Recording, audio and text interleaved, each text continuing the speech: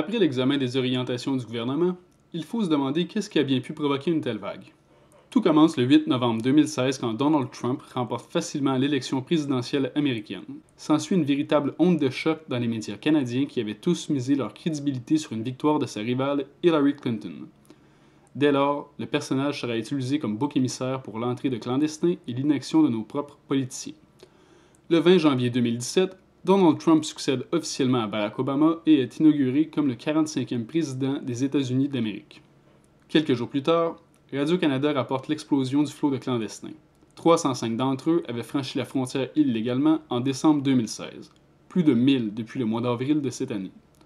La situation était alors qualifiée de jamais vue. Une semaine après son assermentation, le président Trump prend acte de l'une de ses promesses électorales, restreindre l'accès au territoire américain aux ressortissants de pays musulmans. Il signe l'ordre exécutif 13 769.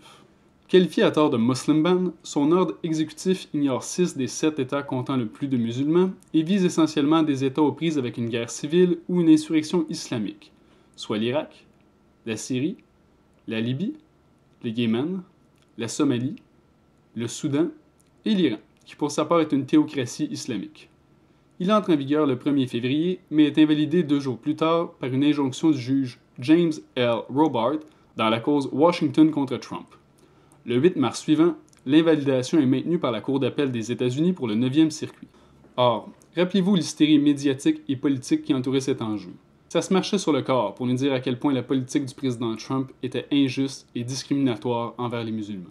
Le jour suivant la signature de l'ordre exécutif, dans un élan d'autosatisfaction et de complaisance, le premier ministre du Canada, Justin Trudeau, lance son désormais célèbre tweet. « À ceux qui fuient la persécution, la terreur et la guerre, sachez que le Canada vous accueillera. » Le Canada vous accueillera.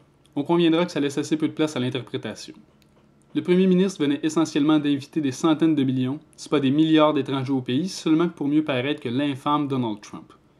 Le message serait bien reçu, c'est à partir de février que le rythme d'entrée illégale prend de l'ampleur. 450 interceptions en février, 670 en avril, 780 en juin et plus de 5500 au mois d'août. En tout et partout, ils seront plus de 13 000 à répondre à l'appel du premier ministre au cours des mois suivants. Le message du premier ministre est bien reçu, même soutenu par l'ensemble de la classe politique et médiatique, exception faite de la CAQ de François Legault qui appelle à la prudence. Or, après le premier ministre, c'est l'ex-maire de Montréal, l'omniprésent Denis Coderre qui s'est le plus impliqué dans cette saga. Avec toute la fougue qu'on lui connaît, il sermonne directement le président Trump. Message to Donald Trump. Montreal proud sanctuary city. Newcomers and refugees are welcome. Diversity is our strength and part of our DNA. Remarquez que Denis Coderre brandit déjà fièrement son étendard de ville sanctuaire bien avant que celle-ci soit déclarée par le conseil municipal. Mais au fond, qu'est-ce qu'une ville sanctuaire? Le concept est né à Los Angeles, aux États-Unis, en 1979. Une ville sanctuaire est ouverte aux clandestins, c'est-à-dire qu'elle ne fait pas de distinction entre un citoyen et un clandestin lors de la prestation de services de ses fonctionnaires, plus particulièrement de ses policiers. Elle refusera aussi de collaborer avec les autorités fédérales afin de débusquer et de déporter les clandestins présents sur son territoire. C'est le 20 février 2017 que Montréal devient officiellement une ville sanctuaire après un vote unanime du conseil municipal. La ville appelle Ottawa à régulariser le statut des clandestins et Québec à leur faciliter l'accès aux soins de santé et au logement social. Rien de moins. La mairesse actuelle de Montréal, Valérie Plante, avait salué l'initiative, mais avait assuré qu'il était possible et nécessaire d'en faire plus. Par exemple, en finançant les organismes qui viennent en aide aux clandestins, en même les fonds publics. Ainsi, bien que de prime abord ce soit l'élection de Donald Trump qui a déclenché la vague de clandestins des derniers mois, c'est plutôt la réponse hystérique des médias et politiciens canadiens qui ont fomenté le mépris et la méfiance envers la nouvelle administration américaine. Ce faisant, ils ont légitimisé l'urgence de fuir les États-Unis de n'importe quelle façon et à n'importe quel prix.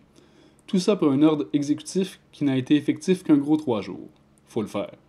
Je vous invite désormais à poursuivre vers la 4e capsule, dans laquelle nous établirons qui sont ces clandestins et sous quel prétexte ils ont violé nos frontières.